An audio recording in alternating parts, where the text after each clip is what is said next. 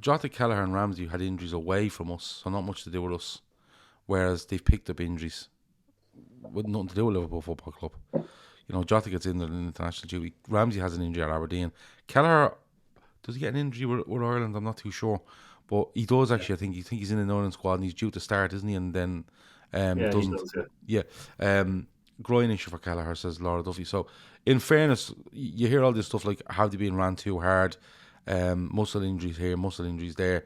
You know, I'm not too sure. Like, Canate picks up a knock in that pre-season game, doesn't he, against Strasbourg?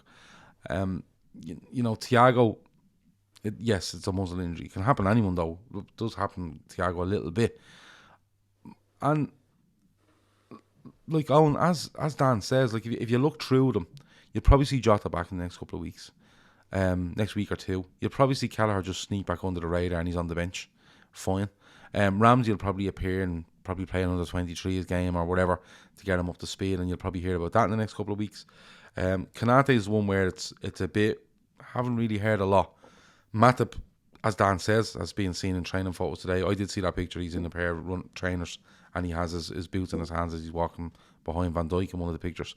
But on overall, like, you know, they are injuries, but, you know, 2 draws, no midfielder signed.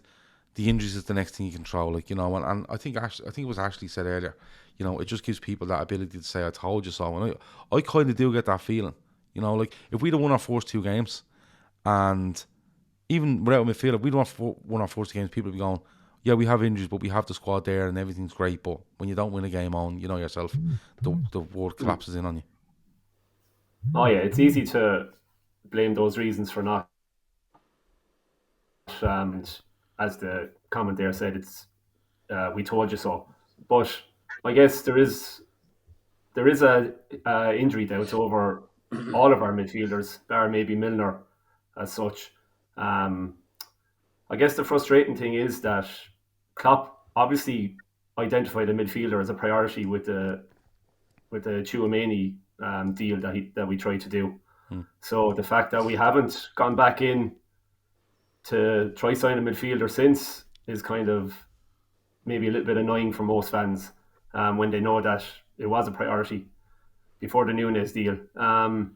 So obviously, look, we know Klopp wants to wait for the right player, won't just sign a player for the sake of it, and that's obviously what he's doing again.